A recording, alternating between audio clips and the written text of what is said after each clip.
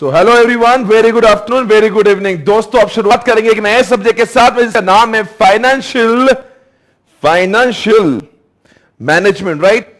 So guys let's start with a new subject जिसका नाम है फाइनेंशियल मैनेजमेंट। जी हां दोस्तों, आप सभी जानते हो इस सब्जेक्ट की बहुत जरूरत है, और वो क्यों है, कैसे है, अब मैं आपको बताऊंगा।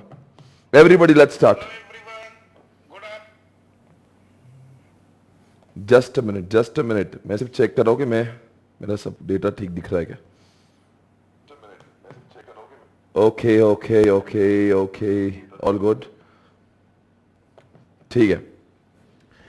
सो दोस्तों लेट्स स्टार्ट। इस सब्जेक्ट का नाम है, बताएंगे कौन सा, management. This is what, come on everyone, this is financial, this is what, financial management, बिल्कुल सही कहा। और इसका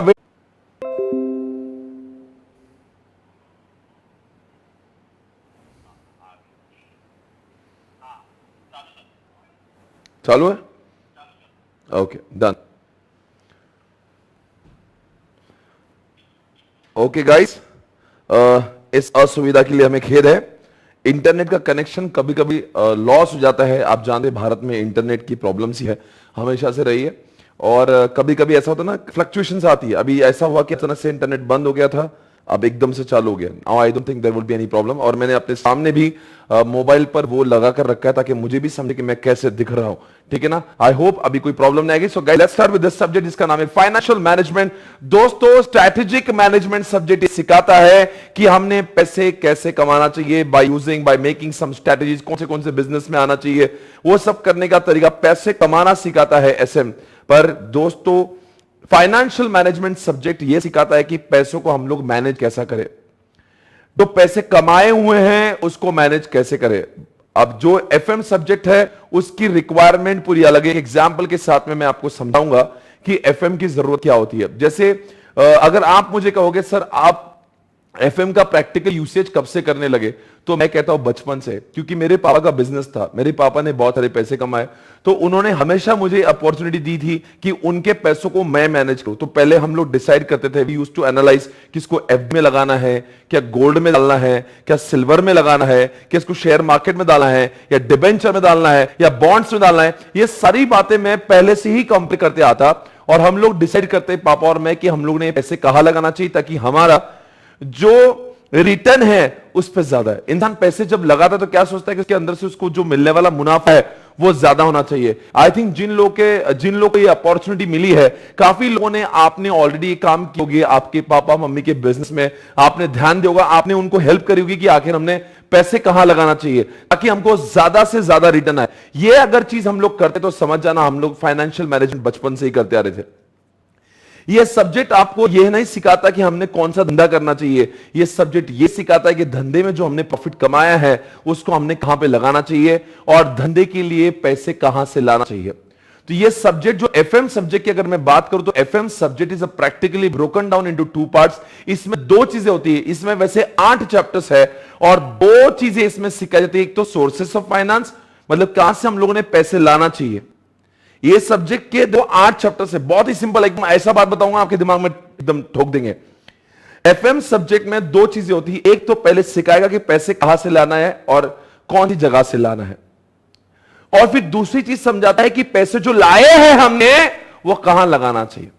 तो एक कहते हैं प्रोक्योरमेंट और एक कहते हैं इन्वेस्टमेंट। बस procurement plus investment is equal to FM subject. तो एफएम सब्जेक्ट के जो 8 चैप्टर है, 4 चैप्टर टॉक्स अबाउट प्रोक्योरमेंट और दूसरे 4 चैप्टर टॉक्स अबाउट व्हाट, इसको इन्वेस्ट कहां पे करे। तो दोस्तों आओ, आपको मैं कुछ दिखाना चाहता हूं। आइए मैं आपको कुछ दिखाना चाहता हूं यहां पे। बस ये रही आपके सामने वो चीज। आइए देखते हैं। ये चीज को आपको समझना है और इसके बाद में आपको ये सब्जेक्ट बहुत ही आसान लगेगा समझने के लिए। देखते हैं, सारी चीजें मैं आपको समझाऊंगा आज बारी बारी।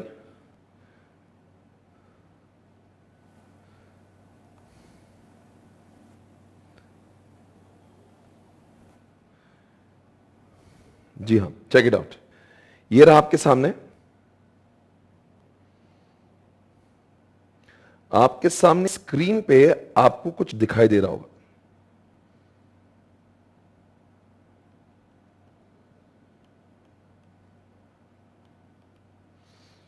तो देखिए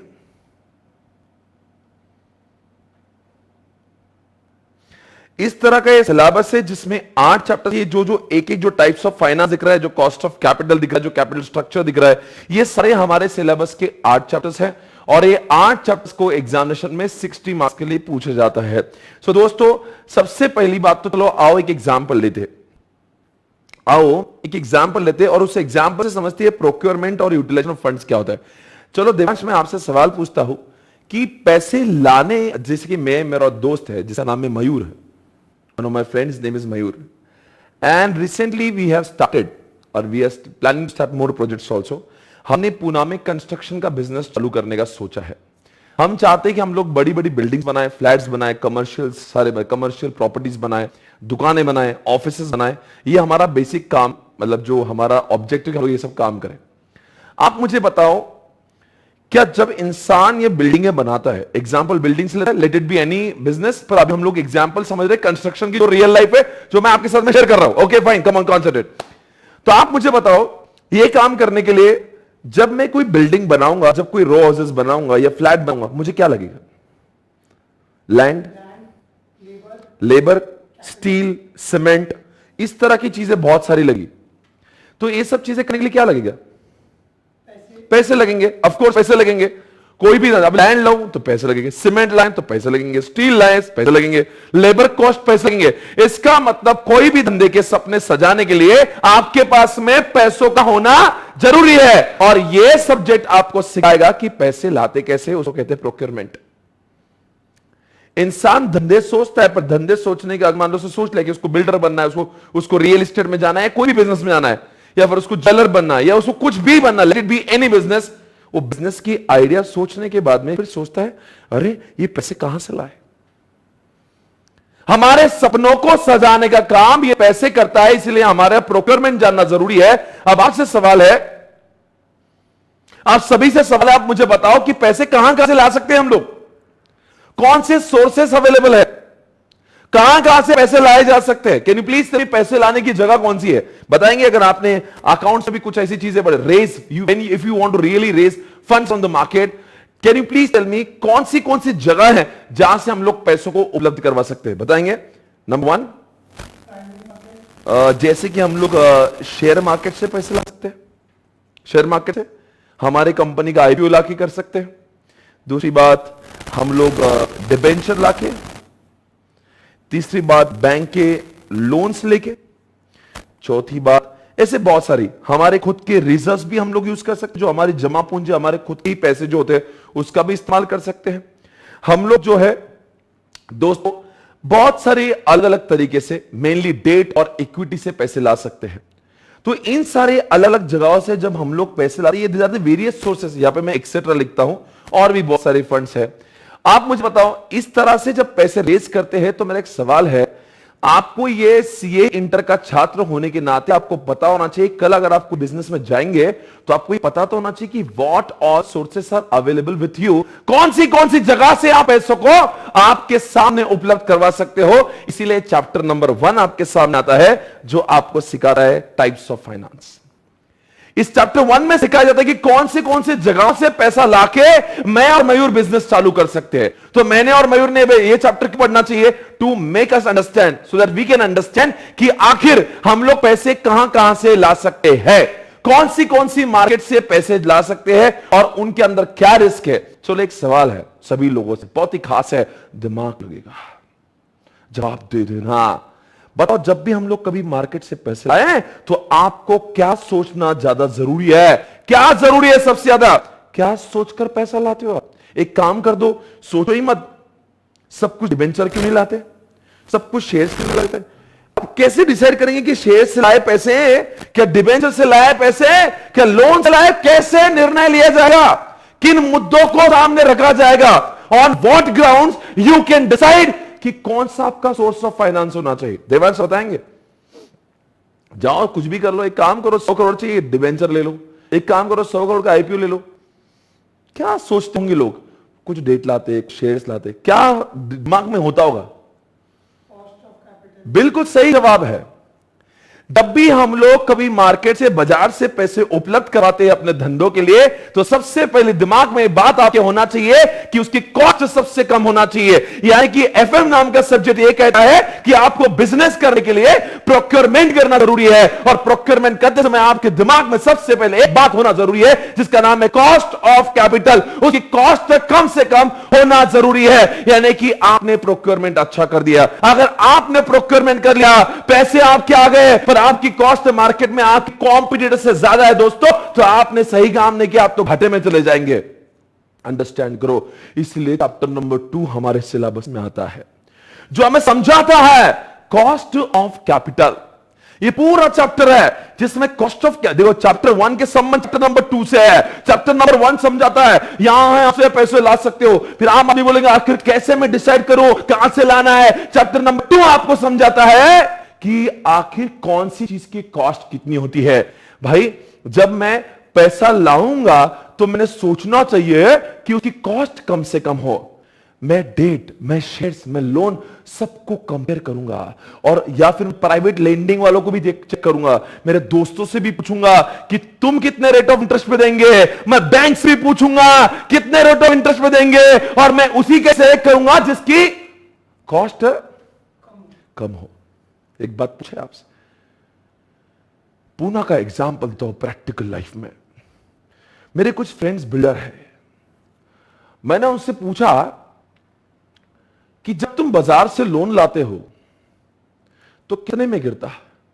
तो बोलता आजकल बैंक हमें 12-13% दे देती है। मैंने कहा बहुत अच्छी बात है। मैंने कहा पुणे में और भी जो बिल्डर्स है, जिनका नाम है, एक बहुत बड़ा बिल्डर जिसका नाम पंचशील है।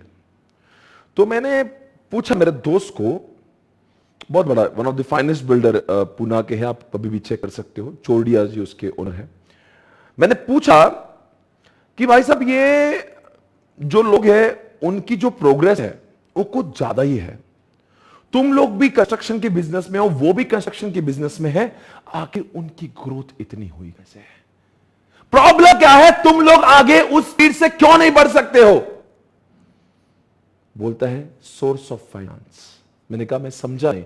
मैंने कहा तुम्हारी बिल्डिंग भी अच्छी है, उनकी बिल्डिंग भी अच्छी है, वो उनको प्रॉफिट ज्यादा होता है, तुम्हें प्रॉफिट कम होता है। वो बात कहने लगा पैसे तो हम भी लाते हैं और पैसे तो वो भी लाते हैं। हम इंडिया के बैंक से पैसे लेते हैं और वो फॉरेन की बैंक से, वर्ल्ड बैंक से पैसे लाते हैं, और ताकि उनकी कॉस्ट ऑफ कैपिटल कम हो जाए। उन्होंने अपने कंपनी का रेपुटेशन इस तरह से बढ़ाया हुआ है कि उनको जो लोन, उनको जो फंड्स मिलते हैं उसकी कॉस्ट 3 से 4% से ज्यादा नहीं होती है। और हम इंडिया के बाजार से पैसा लाते हैं, हमारी कॉस्ट ही 9%, यानी कि 12%, उनकी 3 होती है, हमारी 9% से बढ़कर 12% हो जाती है। तो बताओ उनका फायदा कैसे ज्यादा होगा? ऑब्वियसली उनका ज्यादा ही होगा, क्योंकि उनकी कॉस्टिंग कम है। यानी कि वो सस्ते रेट पे फ्लैट बेचते भी है, फिर भी वो मुनाफा कमा जाते हैं। इसलिए याद रखना दोस्तों, पैसा उपलब्ध करने के लिए उपलब्ध करना जरूरी नहीं। दिमाग में याद रखो, पैसा लाना आसान है पर सस्ते में पैसा लाना कठिन है। यह बात आपको दिमाग में रखना है। जो इंसान, सोचो ना, 9% अगर उसकी कॉस्ट ऑफ कैपिटल कम है, यानी कि 9% तो आज ही फायदे में है। इसलिए दिमाग में रखना, चैप्टर नंबर 2 आपको समझाएगा कि कैसे हम लोग इस चीज में आगे बढ़ सकते हैं। इसलिए चैप्टर नंबर 2 आपको दिया जाता है। दोस्तों आई होप आपको समझ में आ रहा होगा मैं क्या बोलना चाहता हूं। आइए कुछ और देखते हैं।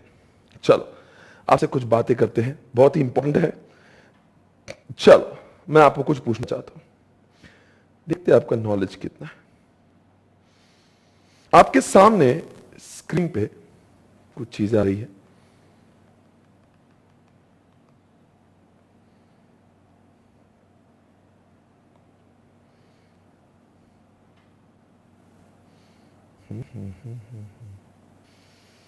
अरे आगे कैसे बढ़े? ओके, आपके सामने 4 ऑप्शंस है। आपके पास में 4 ऑप्शंस है। ये भी मैं आपको समझाता हूं क्या करना है। चलो पर इससे पहले मैं आपको बात समझाता हूं। एक बात का, ये क्वेश्चन पूछने से पहले मेरा एक सवाल आपसे है कि हमने अगर पैसे लाने के लिए 2 चैप्टर्स को हमने देखा। एक देखा हमने टाइप्स ऑफ फाइनेंस और दूसरा देखा कॉस्ट ऑफ कैपिटल। आपसे मेरा एक प्रश्न है, पैसे लाते समय क्या सोचना चाहिए और पैसे लगाते समय क्या सोचना चाहिए? एफएम के दो चीजें, थोड़ा दिमाग लगाइए। प्रोक्योरमेंट ऑफ फाइनेंस करते समय आप सोचते हो कि उसकी कॉस्ट कम से कम होना चाहिए, तो आपसे मेरा सवाल है, जब आप वो पैसे लगाते हो अपने धंधे में, और मतलब मैंने और मयूर ने अगर कंस्ट्रक्शन के बिजनेस में पैसा लगा, तो हमने क्या सोचकर पैसे लगाना चाहिए? पैसे लाते समय तो सोचते कि कॉस्ट कम होना चाहिए, पर पैसे लगाते समय क्या सोचना चाहिए? कौन से धंधे में पैसे लगाए? आप सभी जानते हो आजकल धंधे करने वालों के लिए हजारों धंधे उपलब्ध है, तो आप बताएं कौन से धंधे में पैसे लगाए, इन्वेस्टमेंट कहां करें, कौन सी जगह पे गए? मेरे पास तो ऑप्शन है, मैं तो थिएटर का बिजनेस चालू कर दूं, मेरे पास ऑप्शन है मैं सीमेंट का फैक्ट्री खोल दूं, मेरे पास ऑप्शन है मैं ज्वेलर बन जाऊं, मेरे पास में ऑप्शन है मैं रियल एस्टेट में चले जाऊं। आप बताओ भाई और बहना कि मैंने कौन से धंधे में जाना चाहिए? जिसका रिटर्न कॉस्ट से ज्यादा है। बिल्कुल, I am so proud of you brother, यहां पे सही जवाब प्राप्त हो रहा है और आपने भी शायद से दिया होगा। हमारी कॉस्ट अगर 10% है और जिस धंधे में मैं पैसे लगा रहा हूं अगर उससे रिटर्न अगर 9% आए, तो एक काम करो भाई साहब, कुछ ना करो, घर में बैठ जाओ। धंधा करने के लिए दुनिया को तमाशा दिखाने का नहीं है कि मैं धंधा कर रहा हूं, कर लो, बर्बाद हो जाओगे। इसलिए पैसे लाना पहले देखो कि उसकी कॉस्ट कितनी है और ये देखो कि लगाते समय उसमें से पैसे कितने आने वाले हैं। Cost is higher than the benefits, it's better you should sit idle, you should not invest in any kind of business because benefit should be always higher than the cost of the procurement। समझ में आ रहा है? इसका मतलब मेरी procurement करते समय 10% अगर है और उसका बेनिफिट अगर 12, 14, 18, 20 आ रहा है, तो इसका मतलब आपने वो धंधा करना चाहिए, वरना सिर्फ काम करने के लिए काम करना, मैं मेहनत कर रहा हूं, मेहनत सही जगह पे करना जरूरी होता है। ये मैं नहीं बोल रहा, ये मैं बोल रहा हूं नहीं, ये एफएम सब्जेक्ट सिखाएगा। आज बैच का पहला दिन है। आपको देखो कैसा है ना, अगर मान लीजिए मैं अकाउंट्स की बात कर रहा हूं, अकाउंट्स आपको 11th 12th फाउंडेशन में, इसलिए इंटरमीडिएट में अगर अकाउंट्स के टीचर ने डायरेक्टली अकाउंट्स चालू भी कर दिया ना, तो उससे बहुत फर्क नहीं पड़ता, because you have got some background of it. But if I am starting directly with FM का particular chapter, you will not be able to understand that why the hell I'm sitting in the classroom and I do not even know ये subject का concept है क्या। जब तक मैं इस subject के स्कोप को ना बता दूं, जब तक मैं विस्तार में आपको ये ना समझा दूं इस सब्जेक्ट की जरूरत क्यों है, तब तक इस सब्जेक्ट के चैप्टर में घुस के क्या फायदा है। और मैं वापस से कह रहा हूं, एफएम सब्जेक्ट ऑसम सब्जेक्ट है। If you ask me sir, तीनों सब्जेक्ट जो आप पढ़ाते हो उसमें सबसे अच्छा कौन सा लगता है? प्रैक्टिकली एफएम ऑसम लगता है। इट्स टू गुड, बिकॉज वो जब पढ़ेंगे ना आपको धीरे धीरे एहसास हो जाएगा कुछ अलग ही चीज है। कई लोगों ने आप में देखा होगा शेयर मार्केट में इन्वेस्टमेंट करना है, मुझे शेयर मार्केट में डील करना है, मुझे ये करना है, मुझे वो करना है। देखो भाई साहब, शेयर मार्केट में दो टाइप के लोग डील करते हैं, एक भगवान पर विश्वास करते हैं और दूसरे नॉलेज पर विश्वास करते हैं।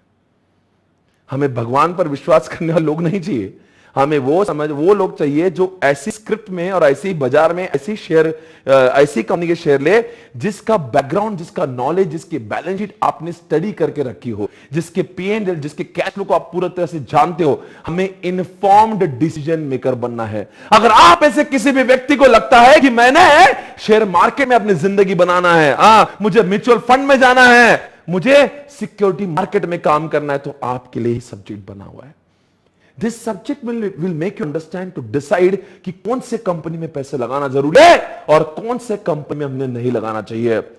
आम जनता देखते हैं, उसने बोला उससे पैसे लगा दो तो लगा दे है, या फिर भगवान को पूछे, हे भगवान मैं जहां भी लगाऊं मेरे पैसे बढ़ जाए। भगवान कुछ नहीं करेगा, जो भी करेगा आपका नॉलेज करेगा। You should have a capability to understand कि किसकी बैलेंस शीट अच्छी है और किस में पैसे लगाएं या किस में न लगाएं। यह सब्जेक्ट आपको इतना नॉलेज दिलाएगा कि आप खुद अपने बुनियाद पर यह डिसाइड कर पाओगे कि आपने कौन से कंपनी में पैसा लगाना चाहिए। इसीलिए सब्जेक्ट को सीखो, बहुत मजा है इसके अंदर।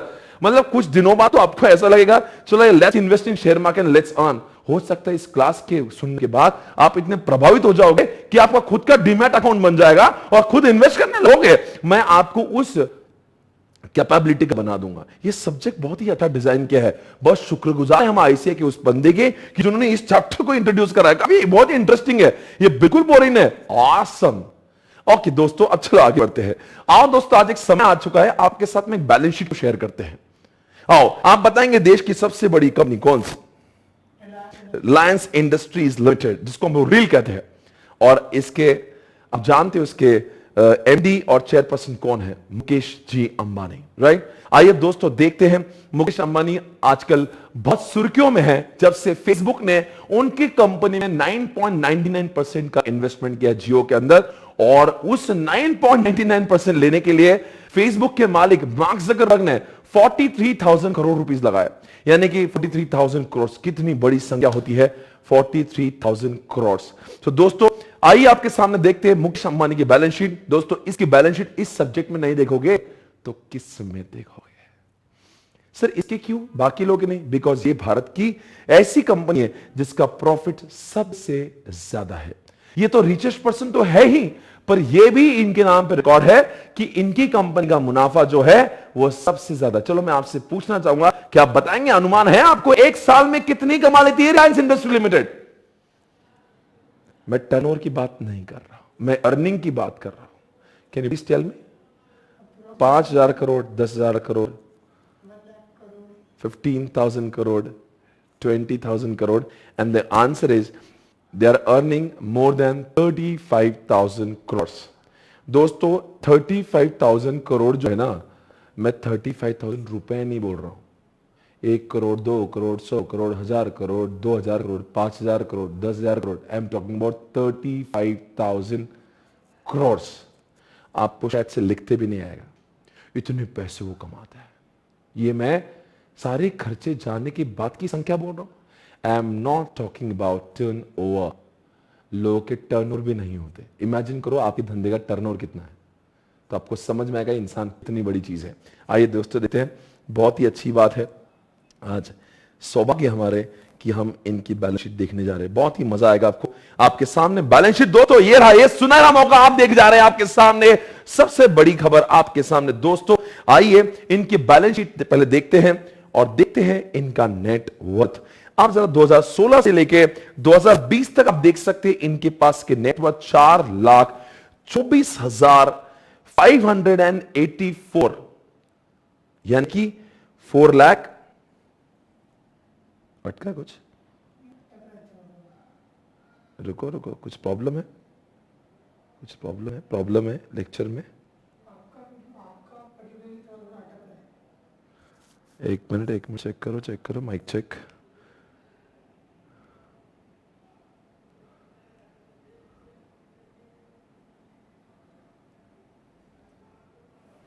माइक चेक अटक रहा है ना अभी कुछ, तो 1 मिनट क्षमा चाहेंगे, बस मुझे मेरे बंदे से बात करने दो, कहीं ऐसा ना हो मैं आगे चले जाऊं और मेरा लेक्चर खराब हो जाए।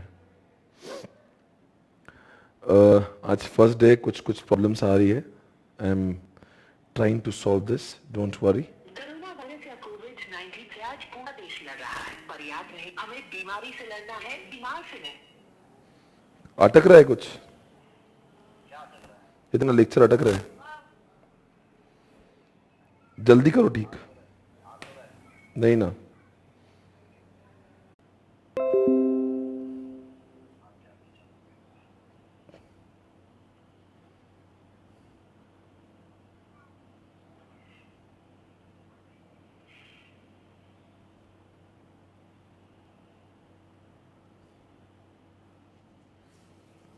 क्या हो रहा है? स्टार्ट कर सकता हूं मैं? एक बार चेक करते रहना। ओके लेट्स स्टार्ट कर दो, मैं पढ़ा रहा हूं। Okay guys, can you see? Okay guys, हम लोग कहां थे? हम लोग देख रहे थे बैलेंस शीट आपके सामने।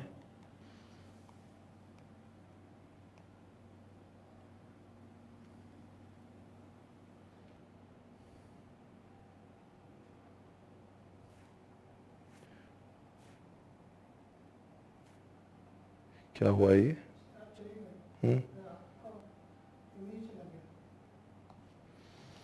भाई कैसे होगा?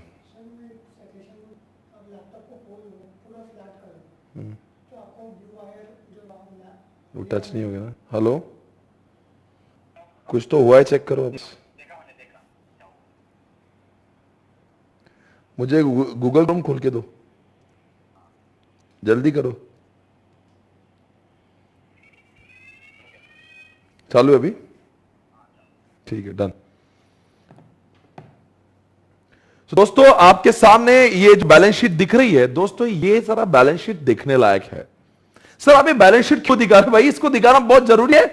आपने देखा नहीं भाई, इस बंदे का रिजर्व देखो, रिजर्व, इसको जमा पूंजी कहते हैं। आप सभी लोग जानते हो, आपने अकाउंट्स पढ़ा है। जो प्रॉफिट हम लोग कमाते हैं पर जो खर्च नहीं होता है उसको हम लोग रिजर्व कहते हैं। ऐसे रिजर्व उनके पास में 1 लाख करोड़ नहीं, 2 लाख करोड़ नहीं, 3 लाख करोड़ नहीं, बल्कि 4 लाख करोड़ से ज्यादा। आई am not talking about 4 lakh, 4 lakh crore से ज्यादा का रिजर्व है भाई। आप समझते हो कि रिलायंस कितनी धमक क्यों है मार्केट में? 4 लाख करोड़ किसको बोलते हैं भाई? इसीलिए तो ये इंसान कुछ भी करता है, लोग भी डरते हैं।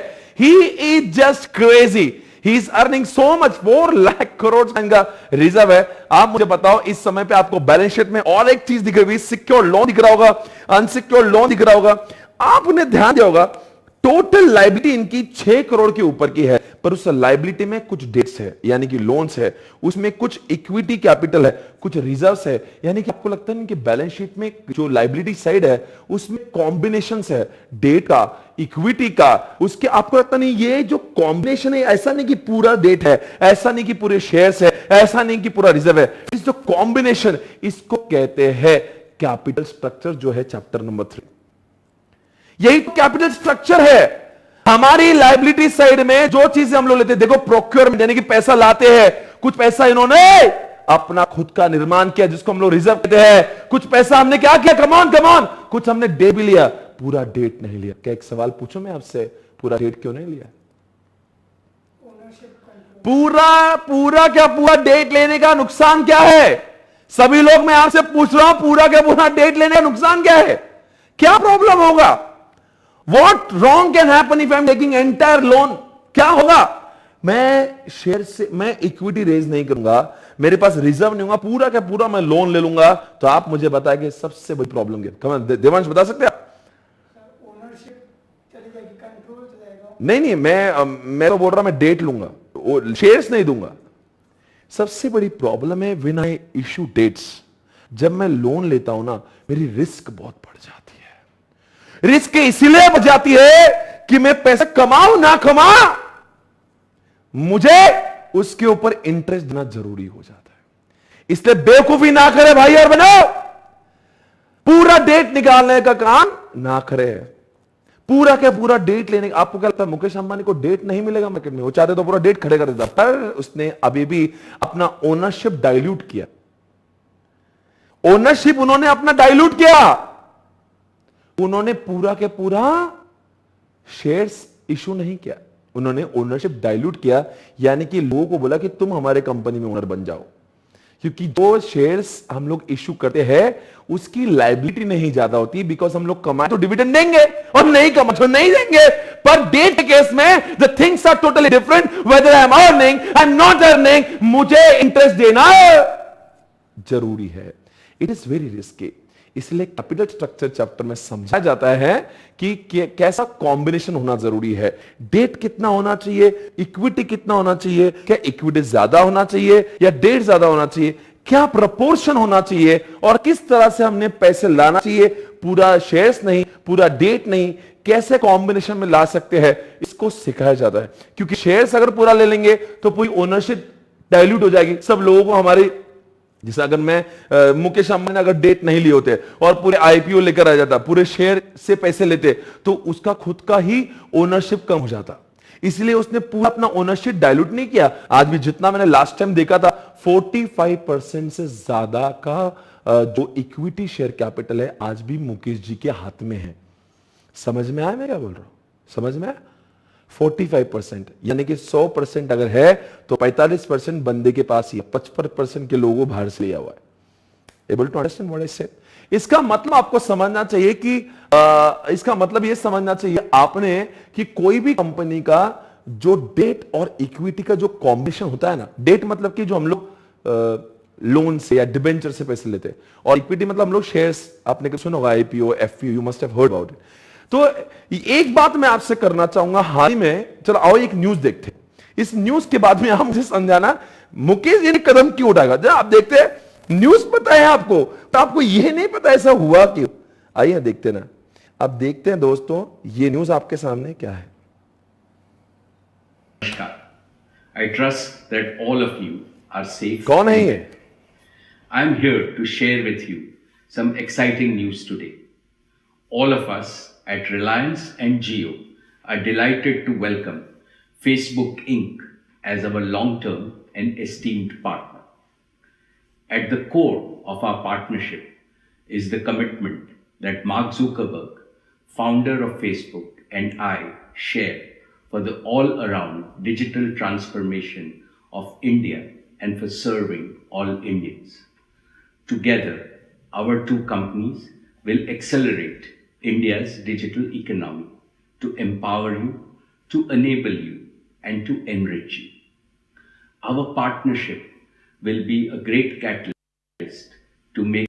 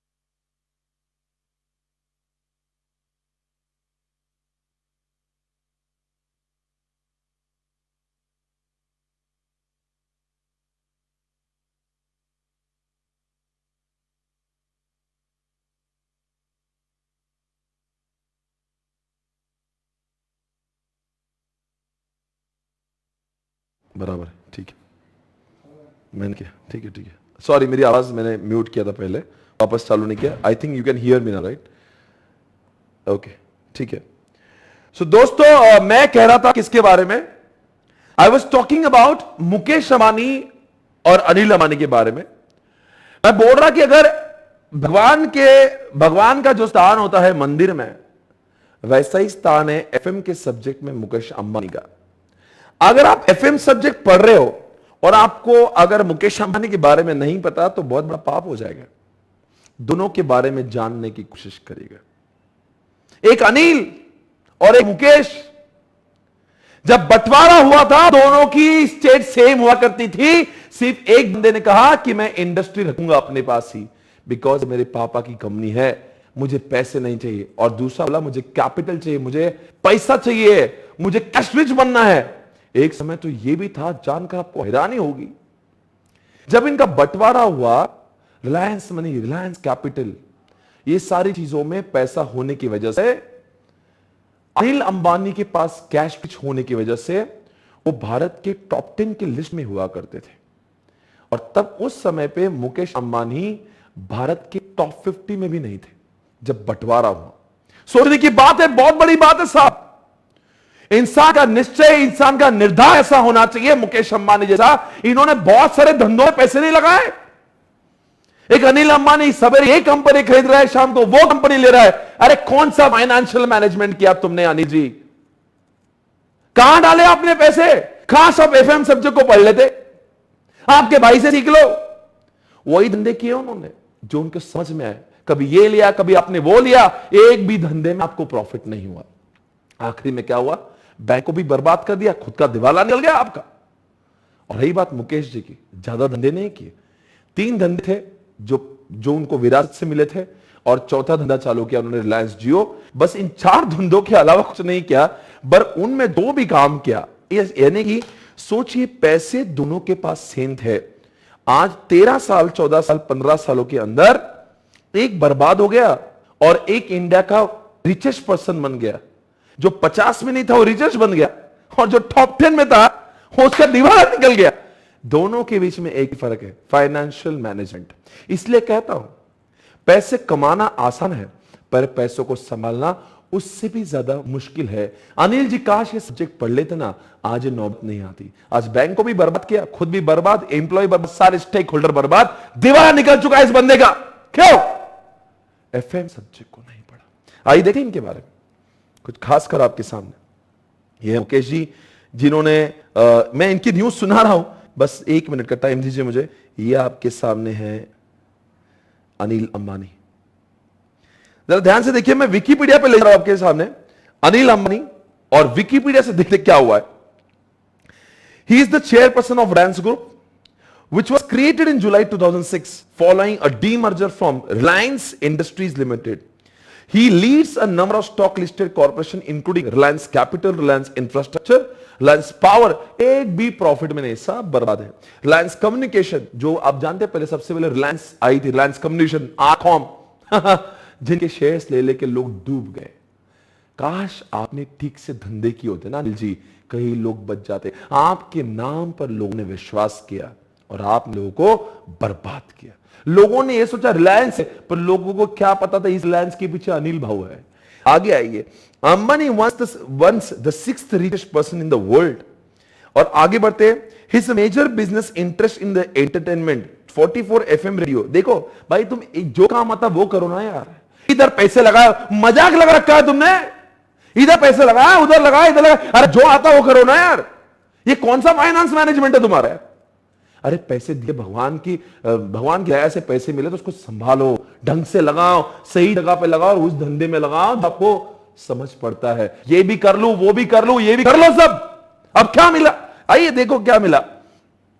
देखो देखो भाई देखो, जरा बुरा मत मानिए अनिल जी, पर जो दिल का दर्द है, हमने भी आपकी कंपनी के शेयर्स लिए थे और आपने दुनिया के साथ साथ में हमको भी बर्बाद किया। आइए देखते हैं। देखो यहां पे लिखा है, इस लाइन को मैं ठीक से पढ़ता हूं, 3rd लाइन पढ़ रहा हूं। Declared before UK court on February 2020 that his net worth is 0 and he is bankrupt 2020 में।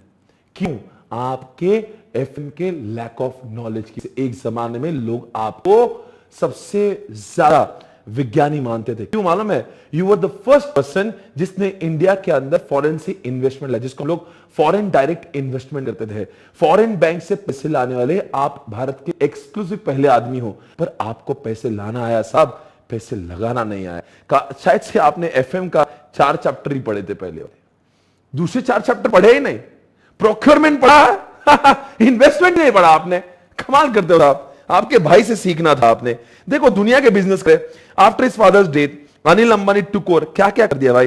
Reliance group with the interest of telecom, entertainment, financial services, power, infrastructure. अरे अरे कितना कितना, इतने काम करने की जरूरत ही नहीं थी साहब। सीखना था आपने आपके भाई से। कोई बात नहीं है, देखो आपके भाई ने क्या काम कर दिखाया। फेसबुक तक मजबूर उनकी कंपनी में इन्वेस्टमेंट करने के लिए। आइए देखते हैं खास खबर। भर की इंडस्ट्री हराशाही हो गई है। बहुत बड़ी हिस्सेदारी से माना जाएगा 9.99% कुल मिलाकर आप इसे कह सकते हैं 10% के आसपास, 10% से थोड़ा सा कम, 1%, 0.1% की कमी। बहुत बड़ी इन्वेस्टमेंट इसे कहा जाएगा फेसबुक की जियो में।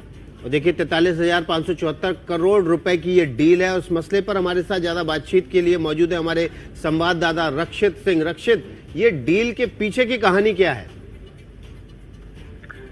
विकास, देखिए जिस तरीके से फेसबुक का सबसे बड़ा जो बाजार है वो भारत ही है, और जिस तरीके से व्हाट्सएप की जो यूजर बेस है वो हिंदुस्तान में ही सबसे बड़ा है, तो कहीं ना कहीं जियो प्लेटफॉर्म्स में ये हिस्सेदारी खरीदी गई है। यानी कि जियो के जितने भी प्लेटफॉर्म्स हैं ऑनलाइन, उसमें ये हिस्सेदारी खरीदी गई है। और अब एक और इसके साथ में महत्वपूर्ण डील हुई है, वो हुई है एक ऐसा ही एप्लीकेशन है जियो मार्ट का और रिलायंस रिटेल का और व्हाट्सएप का। यानी कि कुल मिलाकर इसको आसान शब्दों में ऐसे समझ सकते हैं कि आने वाले समय में देश भर के करोड़ों जो भी किराना दुकानदार हैं उन सब का एक प्लेटफॉर्म तैयार किया जाएगा और व्हाट्सएप के जरिए ही पूरा लेन देन होगा। तो रिटेल के क्षेत्र में आगे चलकर बात का लबोलुबाब ये है कि दिखने में ये डील जियो और फेसबुक की है, लेकिन है इसमें व्हाट्सएप भी। देखिए व्हाट्सएप जो है वो व्हाट्सएप फेसबुक का ही हिस्सा है आज की तारीख में। तो व्हाट्सएप एक इतना बड़ा प्लेटफॉर्म है, तो कुल मिलाकर ये प्लेटफॉर्म की डील है। अब इसके जरिए होगा क्या होगा,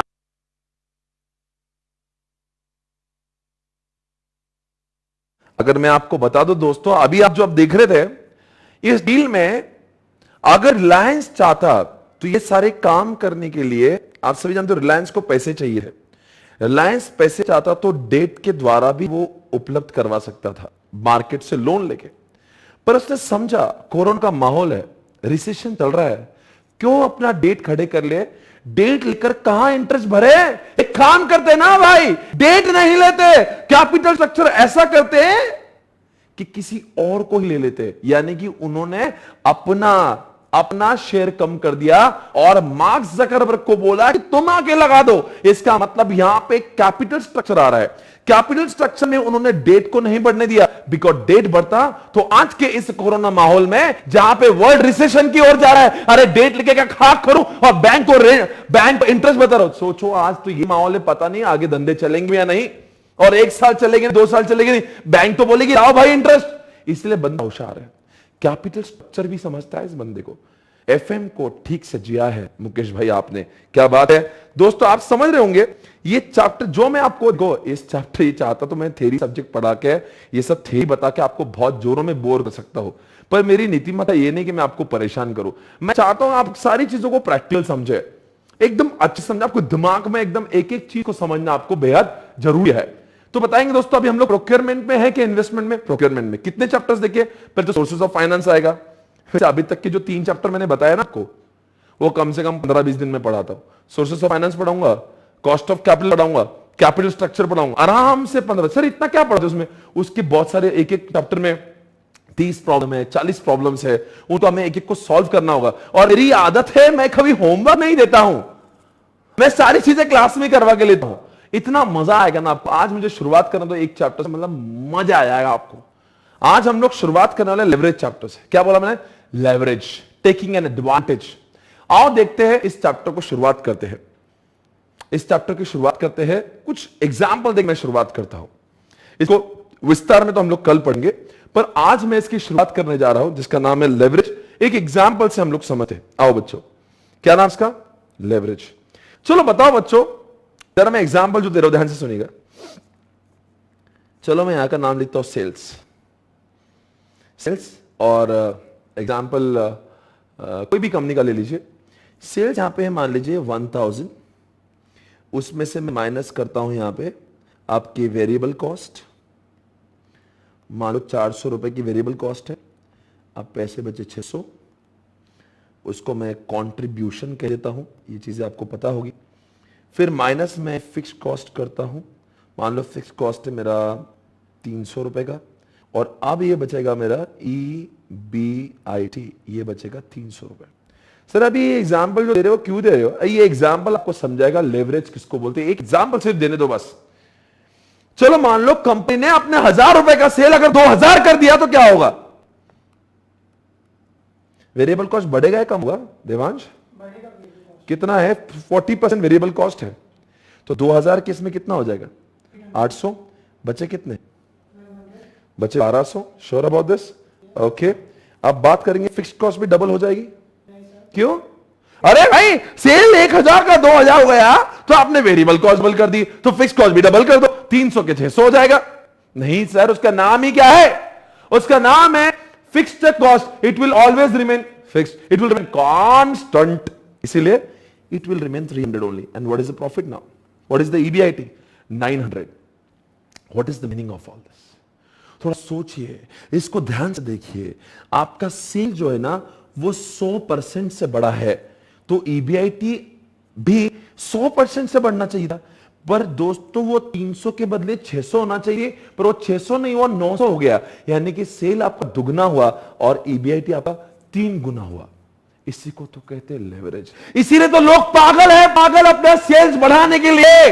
दोस्तों हर कोई इंसान यही चाहता है कि मेरा सेल्स बढ़े, मेरा सेल्स बढ़े, भले ही वेरिएबल कॉस्ट बढ़ती होगी, fixed cost will remain constant, और वो मार्जिन खाना, इसी को ही लेवरेज कहते हैं। अब देखो, यानी कि आपने अगर देखा होगा, आपने देखा होगा ये 200% से अपना EBIT बढ़ा हुआ है, और सेल कितने से बढ़ा, 100% से, यानी कि आपको क्या मिला है, लेवरेज। वैसे होना क्या चाहिए था, 100% से सेल बढ़ा तो आपका ईबीआईटी 100 से बढ़ना चाहिए था। अगर 100% से अगर आपका ईबीआईटी 100% से अगर आपका सेल बढ़ता और आपका ईबीआईटी भी 100% से बढ़ता तो मैं बोलता था लेवरेज 1 है। इस समय लेवरेज 1 नहीं। इधर ध्यान से देखिए, इसका एक फॉर्मूला है, मैं आपको आप बताएंगे, इधर कॉन्सेंट्रेट करना। एक एग्जाम्पल में आपको सारी चीजें समझ जाएगी।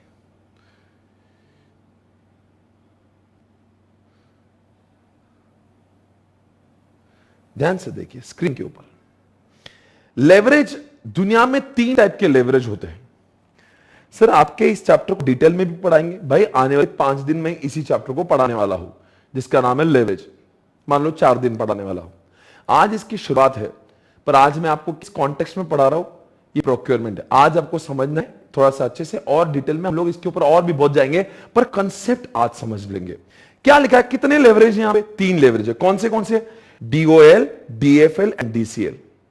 Degree of operating leverage, degree of financial leverage and degree of combined leverage. ज्यादा अंदर नहीं, थोड़ा सा जाएंगे। अब देखते हैं यहां पे क्या लिखा है, डिग्री ऑफ ऑपरेशनल लेवरेज। उसमें क्या फॉर्मूला दिया है, percentage change in EBIT upon percentage change in sales. चलो ये भी जाने दो, उसका मतलब देखते हैं।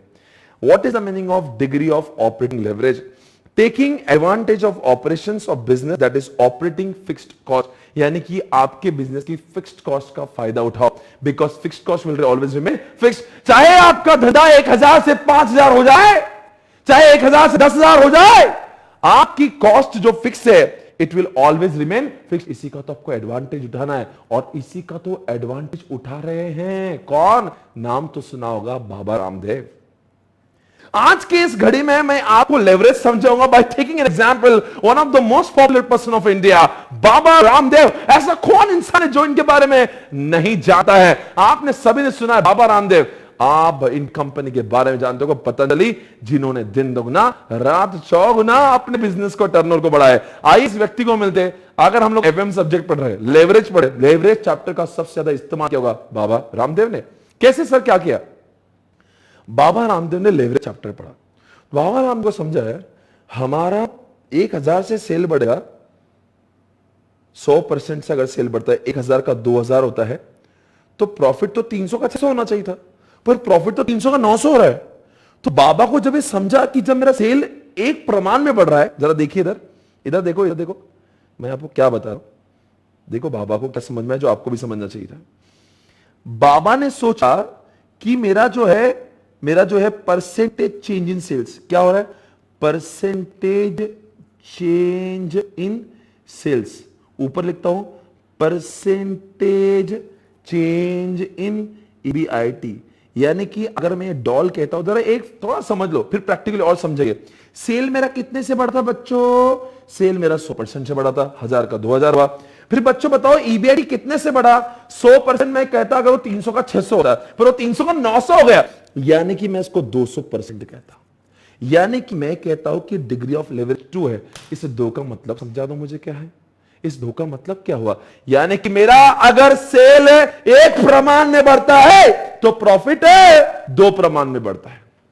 समझा मैं क्या बोला, सेल कितने से बढ़ा, 1 प्रमाण से, तो प्रॉफिट कितने से बढ़ रहा है, 1 प्रमाण से नहीं, 2 प्रमाण से। इसका मतलब क्या होना चाहिए, आपने जितना ज्यादा सेल किया, बोलो सेल किया, उससे कहीं ज्यादा प्रमाण में उसका प्रॉफिट बढ़ रहा है। इसका मतलब company should focus more on what, making more sales. यही तो काम करती है एयरलाइन कंपनीज भी। सोचिए एयरलाइन कंपनीज का कितना फिक्स कॉस्ट है यार, कितना कॉस्ट है। वो जो बड़ा सा उन्होंने हाथी पार का एयरक्राफ्ट, उसकी कीमती 500-500 हजार करोड़ की आती है, जिसकी फिक्स कॉस्ट इसका होता है, इंटरेस्ट और डिप्रेशन तो चलना ही है, चाहे धंधा हो।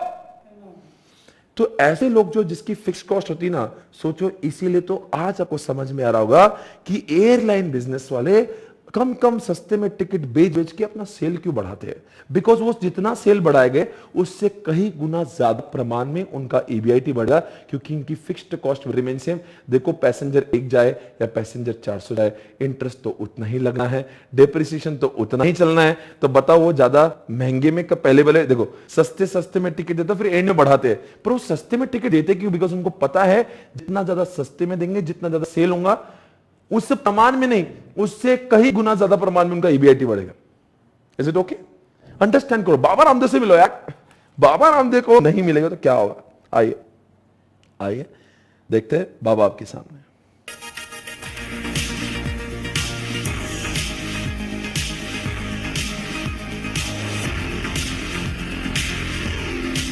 नमस्कार, आप देख रहे हैं न्यूज लाइव और 4 बजे की तमाम बड़ी खबरों के साथ मैं हूं स्वाति रायना और बुलेटिन की शुरुआत करेंगे आपके काम की 4 बड़ी खबरों के साथ आपके लिए जो बेहद अहम है। सबसे पहले बाबा रामदेव की दुकान अब ऑनलाइन हो गई है, मतलब अब आप Amazon, फ्लिपकार्ट से भी पतंजलि के उत्पाद खरीद सकते हैं।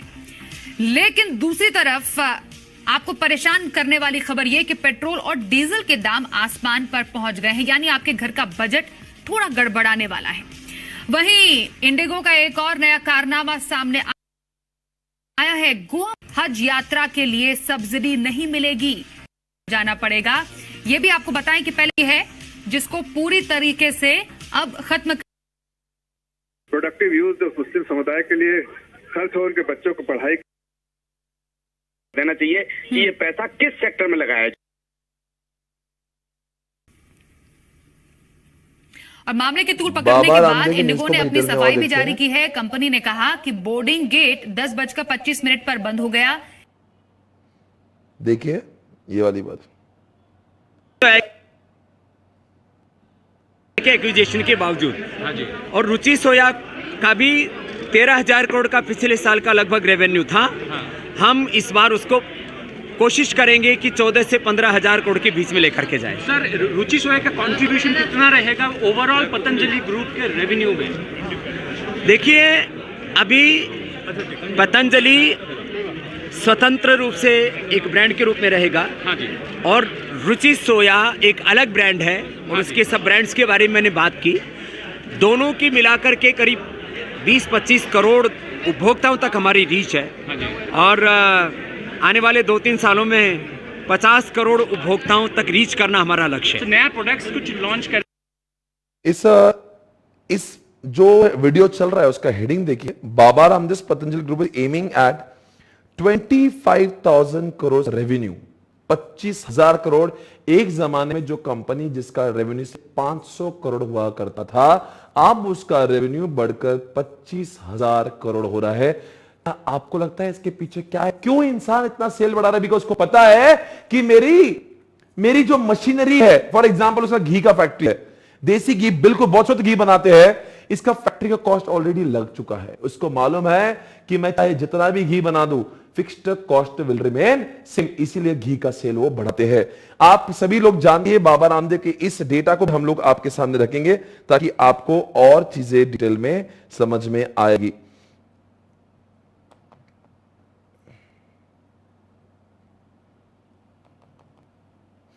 जरा इस स्क्रीन को ध्यान से देखिए जो आपके सामने है। It revenues for 2016-17 crossed 10,000 crores from nearly 500 crore just 6 years ago. 500, आप देखो 500 करोड़ से इन्होंने 4 साल के अंदर अपना सेल कहां पे पहुंचा है? 10,000 करोड़, यानी कि सेल कितने गुना बढ़ा है? 500 करोड़ का 10,000 मतलब 20 गुना सेल बढ़ा है। पर क्या आपको लगता है इनका EBIT भी 20 गुना बढ़ा होगा या उससे ज्यादा गुना बढ़ा होगा? सोचने की बात, ज्यादा बढ़ा होगा। बिकॉज बाबा की जो कॉस्ट है, कौन सी?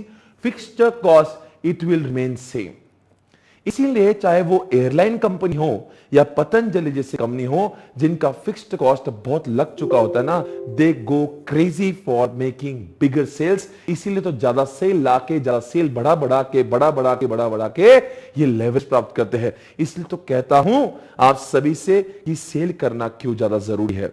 अब आपको समझ में आ रहा हो, इसलिए हम कहते हैं कि एफएम सब्जेक्ट को समझना जरूरी है। हम जो ने समझा है एफएम सब्जेक्ट को, बाबा रामदेव ने इस सब्जेक्ट को समझा और इस सब्जेक्ट को समझा इसलिए तो सेल्स को बढ़ाया, वरना इस इंसान को क्यों वो लगा दिया मैंने। कनेक्ट हुआ, देख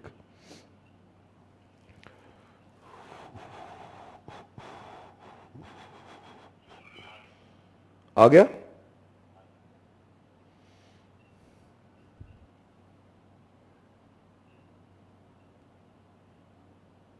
ओके, चालू कर दूं?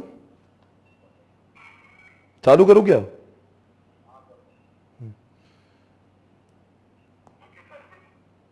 Okay guys, I am so sorry जो डिस्टर्बेंस हुआ। आज ये फर्स्ट लेक्चर है तो मुझे खुद को चेक करना पड़ेगा यहाँ पे इंटरनेट का क्या प्रॉब्लम आ रहा है, बट डोंट वरी, कल से इट विल गो स्मूथ, ठीक है ना। ओके, सो मैं अभी आपसे बात कर रहा था कि एयरलाइन के धंधे की बात कर रहा हूं, सिवाय इंडिगो के कोई भी कंपनी प्रॉफिट में नहीं है, क्योंकि इनकी फिक्स्ड कॉस्ट बहुत ज्यादा है। फिर आपसे मेरा सवाल है, अगर फिक्स्ड कॉस्ट इन लोग की ज्यादा है तो इनको लेवरेज तो ज्यादा होगा, पर लेवरेज ज्यादा इसका मतलब अच्छी बात है। कैसे अच्छी बात है? कि जितना सेल चाहे कितना भी हो, उनकी fixed cost will remain same. फिर आप कहेंगे सर ये तो उनका लेवरेज ज्यादा है तो उनका फिक्स्ड कॉस्ट जो है वो तो कांस्टेंट होगा, वो जितना सेल करेंगे ज्यादा तो उनका फायदा होगा, फिर ये लोग बर्बाद क्यों है? आंसर क्या है इसका देवांश?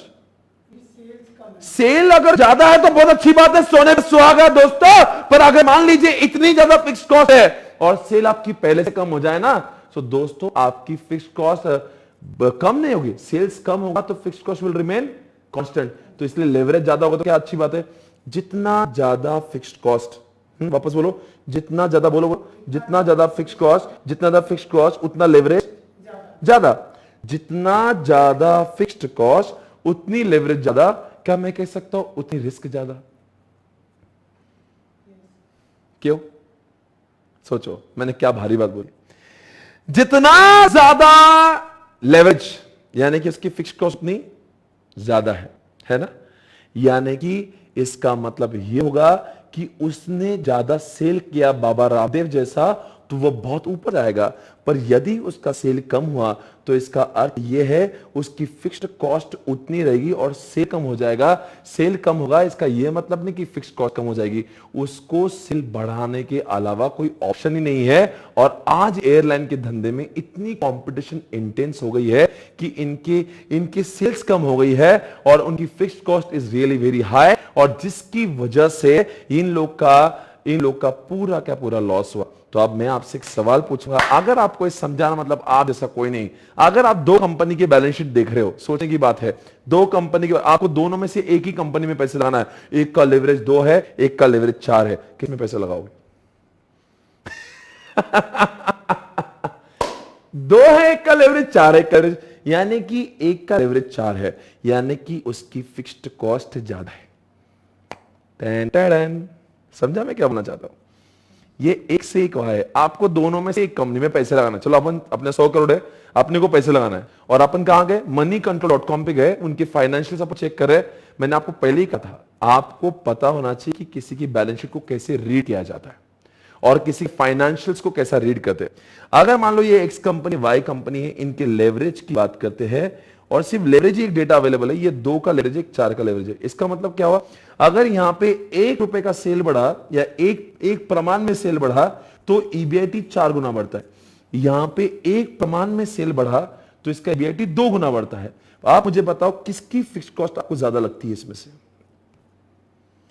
ऑब्वियसली जिसका ज्यादा लेवरेज होता है उसकी फिक्स्ड ज्यादा होगी, और जिसका लेवरेज कम है उसकी फिक्स्ड कॉस्ट ज्यादा है। तो आप मुझे बताओ, धंधा चले ना चले उनको उतनी फिक्स्ड कॉस्ट तो बेयर करना ही है। यानी कि आप बताओ रिस्की कौन सा हो गया? जिसका जिसका जिसका जिसका ज्यादा लेवरेज है उसका रिस्क ज्यादा है, और जिसका लेवरेज कम है उसका फिक्स्ड कॉस्ट कम है, इसलिए उसकी रिस्क भी कम है। देखकर ऐसा लगता ना लेवरेज ज्यादा तो लगाओ उस कंपनी में पैसे लगाओ, ऐसा नहीं करते बेटा। लेवरेज ज्यादा है मतलब नालायक, उसकी फिक्स्ड कॉस्ट ज्यादा है, और उसकी फिक्स्ड कॉस्ट ज्यादा है मतलब मरने को डाल रहे उसकी कंपनी में इतनी फिक्स्ड कॉस्ट है, वो फिक्स्ड कॉस्ट कब पैसे निकालेगा और कब वो प्रॉफिट में बदलेगा। इसीलिए लेवरेज को समझना आना चाहिए, वरना लोग कहते हैं लेवरेज अच्छा है, 1 गुना सेल बढ़ा तो 4 गुना उसका ईबीटी बढ़ेगा। अरे नालायक, पहले ये समझ ले वो इसलिए बढ़ रहा है बिकॉज उसकी फिक्स्ड कॉस्ट बहुत ज्यादा है। इसलिए ऐसे धंधे में पैसे बाद में लगाने के, पहले उन धंधों में पैसे लगाओ जिसकी लेवरेज कम है। समझे आप? मतलब this is very interesting to be understood. मतलब देख के लगता है it's so easy to understand, जिसका लेवरेज ज्यादा साला लगाओ पैसे उधर, ऐसा नहीं है। लेवरेज चैप्टर जब पढ़ रहे हो तो आपको पतंजलि समझ में आना चाहिए, आपको एयरलाइन इंडस्ट्री समझ में आना चाहिए। अरे एयरलाइन की लगी पड़ी है यार, कहां बर्बाद हो गए लोग। फिक्स कॉस्ट इतना बड़ा हाथी पालते हैं, इतने एयरक्राफ्ट की कीमत हजारों करोड़ की होती है, उसमें इतने खर्चे उनके, इतना इंटरेस्ट है, उसका डेप्रिसिएशन उतना है, तो इन लोग को बचना मुश्किल हो जाता है। आई होप आपको तो इन्वेस्ट कहां पे करेंगे आप? जिसका लेवरेज कम है या ज्यादा है? जिसका तो ये इन्वेस्टमेंट कहां पे करना चाहिए आपने? इन्वेस्टमेंट आपने यहां करना चाहिए, यहां नहीं करना चाहिए। समझ में आया? तो बता दो दोस्तों, पहली बात तो वापस से ये लेवरेज चैप्टर के शुरुआत मैंने आपको बताई है, डिटेल में तो बहुत पढ़ना है, इसे मुझे आपको बताना था कि आखिर क्या लेवरेज है, कितना इंटरेस्टिंग है सुनने के लिए। तो बताओ बच्चों, अभी तक हमने लेवरेज में क्या देखा? चलो इस एग्जांपल को हम लोग पहले समझते हैं और फिर आपको लिखा भी है। बताओ बच्चों, सेल्स कितना हुआ? 1000 का हुआ, तो उसकी वेरिएबल कॉस्ट कितनी है? 400 रुपए। कॉन्ट्रीब्यूशन कितना हुआ? 600। फिक्स कॉस्ट कितनी है? 300। तो ईबीआईटी कितना हुआ? 300। पर अगर उसी कंपनी, मान लो ये बाबा रामदेव का एग्जाम ले लो, मैं ऊपर लिख देता हूं पतंजलि, और पतंजलि ने अपना सेल कितने से बढ़ाया? 1000 करोड़ से 2000 करोड़ कर दिया, तो वेरिएबल कॉस्ट कितने से बढ़ेगी? डबल हो जाएगी, बिकॉज वेरिएबल तो जितना सेल में, तो उसके प्रपोर्शन, उसका नाम ही वेरिएबल है, तो 400 का 800 हो जाए, यानी कि कॉन्ट्रीब्यूशन कितना हुआ? 1200। अब मुझे बताओ फिक्स कॉस्ट कितनी होगी? 300 या 600? फिक्स कॉस्ट का नाम ही क्या है? फिक्स्ड है, it will remain same irrespective of sales. तो बताओ यहां पे ईबीआईटी कितना हुआ? 900। आप मुझे बताओ कितना परसेंटेज सेल्स बढ़ा? 100%। ईबीआईटी कितने से बढ़ा? 200%। बराबर है? तो इसका मतलब क्या? लेवरेज कितना है? जब मेरा सेल 100% से बढ़ता है तो मैं ईबीआईटी 200% से बढ़ता है, यानी कि एक प्रमाण में सेल बढ़ जाए तो ईबीआईटी 2 प्रमाण में बढ़ जाता है।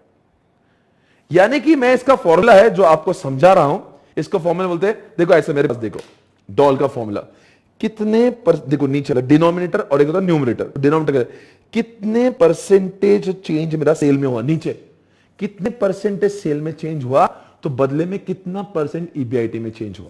तो नीचे क्या आएगा? सेल कितना चेंज हुआ, बदले में ईबीआईटी कितना, क्योंकि सेल बदलेगा तो ईबीआईटी बढ़ेगा, सेल ही नहीं बदला तो ईबीआईटी कैसे बढ़ेगा? तो कितना परसेंट मेरा ईबीआईटी, कितना परसेंट मेरा सेल बढ़ा, बदले में कितना परसेंटेज मेरा ईबीआईटी बढ़ा। तो नीचे कितना आएगा? 100% क्या मेरा सेल बढ़ा, बदले में ईबीआईटी कितना बढ़ा? 200%। तो ये 2 क्या है? व्हाट इज, ये लेवरेज है, डॉल है, पर इसका मतलब क्या है? What is the interpretation of 2? ये मत बोलो 2 है, ये बताओ 2 का मतलब क्या है? एक गुना अगर आपका सेल बढ़ा तो ईबीआईटी 2 गुना बढ़ता है। इसलिए बाबा रामदेव क्या करते हैं? सेल बढ़ाएंगे या घटाएंगे? वो जितना बढ़ाएंगे बदले में प्रॉफिट उसके कहीं गुना ज्यादा बढ़ता रहे। ये बातें समझ में आ रही है? तो मैं चाहूंगा आप ये लिखेंगे, प्लीज लिखना चालू करिए। चलो चलो लिखते हैं, come on gas, come on, let's write down, come on. Heading दीजिएगा लेवरेज, हेडिंग दो लेवरेज, बिकॉज इस चैप्टर के हमें अंदर घुसना है, पढ़ना है इस चैप्टर से।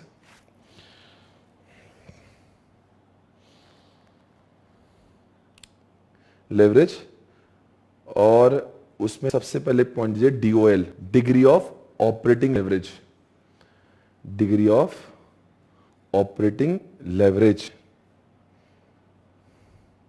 अब डीएफएल क्या होता है, डीसीएल क्या होता है, सारी बातें विस्तार में पढ़ेंगे, एक दिन में पढ़ने की जरूरत नहीं, इस चैप्टर को 3-4 दिन लगते हैं। अभी मैंने डॉल से शुरुआत की है, ओके। शांति सुनो, प्रैक्टिकली समझो। देखो अगर मैं चाहता तो आपको एग्जांपल देके खत्म करता, पर मैंने आपको पतंजलि घुसेड़ा बीच में, फिर एयरलाइन घुसेड़ दिया बीच में, आपको बाबा रामदेव तक दिखाया। और बाबा रामदेव का जो दूसरा वीडियो था वो क्या बोल रहा था? बाबा रामदेव ने ई कॉमर्स में एंट्री कर दिया। आप बताए क्यों, क्या इतनी मस्ती बाबा रामदेव को ई कॉमर्स में आने की? बाबा रामदेव ने वो पूरा भाषण मेरे सुना हुआ है, उसमें कहता है बाबा रामदेव कि भाई ई कॉमर्स इसलिए लॉन्च किया बिकॉज आजकल यूथ बहुत ज्यादा है और इसलिए ई कॉमर्स लॉन्च कर दिया। अब लोग घर बैठे ही पतंजलि चाहते हैं और ये करने से मेरा सेल और बहुत ज्यादा बढ़ेगा, सेल मेरा बढ़ेगा। तो बताओ बच्चों बाबा रामदेव सेल क्यों बढ़ा है? बिकॉज के पास में उसको पता है 1 गुना सेल बढ़ाएगा, कहीं गुना उसको प्रॉफिट ज्यादा उसके कहीं गुना मिलेगा, इसलिए he is making more sales. Okay, तो अब हम लोग क्या लिख रहे हैं? डीओएल है ना, आप लिख रहे हैं taking an advantage of fixed cost, taking an advantage of fixed cost.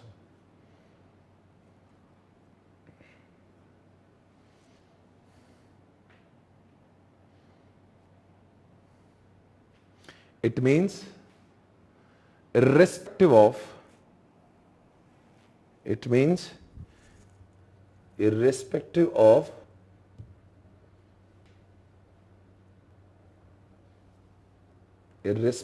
of sales, fixed cost will remain same. Fixed cost will remain same.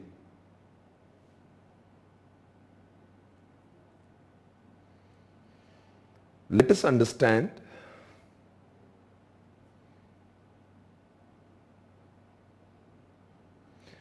with the help of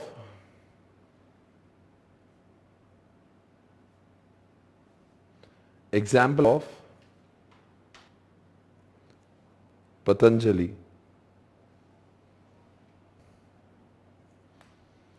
through this example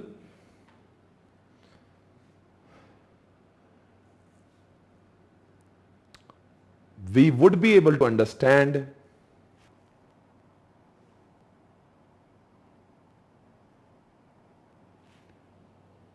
why Patanjali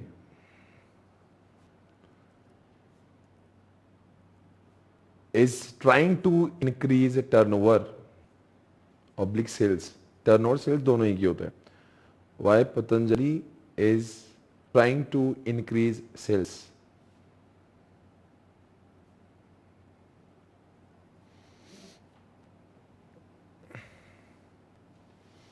अब चलो, आप जो screen पे लिखा है आपको लिखना है, लिखो जल्दी से.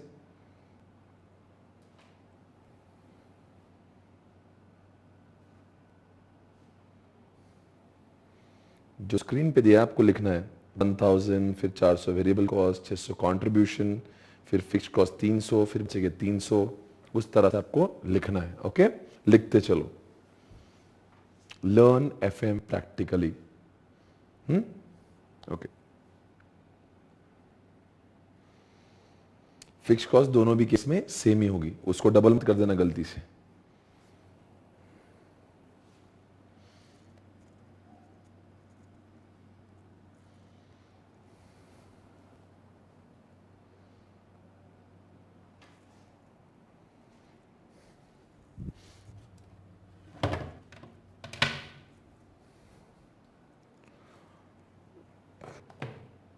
चलो, अब ये लिखने के बाद में आपको क्या समझा आपको क्या करना है. अब मुझे बताओ, हमें क्या निकालना है? लेवरेज निकालना. तो लेवरेज का फॉर्मूला क्या है? वापस बताओ. डीओएल का फॉर्मूला क्या है? परसेंटेज चेंज इन, नीचे क्या है? सेल्स. भाई कितना सेल चेंज हुआ तो बदले में कितना ईबीआईटी बढ़ जाता है ना. देखो नीचे क्या आएगा, देखो लॉजिक फॉर्मूला याद नहीं करते भाई, एकदम समझो. ये भाई कितना सेल्स बढ़ा तो भाई कितना ईबीआईटी बढ़ता है. तो कैसे लिखेंगे? परसेंटेज चेंज इन सेल्स नीचे आएगा यानी कि डिनोमिनेटर में, ऊपर क्या आएगा? Percentage change in EBIT. तो अब बताओ डॉल का फॉर्मूला क्या है? अब आप ही खुद लिखोगे. लिखो डीओएल इज इक्वल टू, ऐसा आपको नहीं याद आता है ऐसे लिखिए. डीओएल यानी degree of operating leverage is equal to, ऊपर आएगा परसेंटेज चेंज इन ईबीआईटी और नीचे आएगा परसेंटेज चेंज इन सेल्स. भाई इतने गुना सेल्स बढ़ा तो बदले में ईबीआईटी कितना गुना बढ़ेगा? तो बताओ कितना गुना बढ़ा था? अब जरा इधर बताओ, सेल्स कितने गुना बढ़ा? 1000 से हुआ 2000, यानी कितना गुना बढ़ा? 100% से बढ़ा. तो नीचे आएगा डिनोमिनेटर में 100%. अब ईबीआईटी 300 के बदले कितना होना चाहिए? 600 होना चाहिए, पर हुआ कितना? 900, यानी कि 200% से बढ़ा. वो आपको समझता है कि 200 कैसे निकाला? बताओ एक बार. 300 से कितना ऊपर हुआ? हाँ 600. तो कैसे निकालता? अगर ये पूछा किसने वो 200% कैसा है तो बता दो कि एक बार. ये देखो कैसा भाई, 300 था 900 हुआ. इसका मतलब क्या है? वो 300 पे 600 बढ़ा. 300 था ही, पर 300 पे कितना बढ़ा? 600 बढ़ा. तो ऊपर आएगा 600, नीचे आएगा 300, यानी कि ये होगा 200. 200% के फॉर्म में. समझ में आया मैं क्या बोला? और अगर आप कहेंगे वो 100% कैसे आया था, क्योंकि वहां पे हमने देखा था, वहां पे 1000 सेल था, वो 2000 हुआ था, यानी कि बढ़ा कितना हो? 1000 था, 1000 पे 1000 बढ़ा, यानी कि 100%. वो तो कुछ लोगों के मैथ्स जिनके अच्छे तो उनको समझ गया 100% 200% क्यों लिया.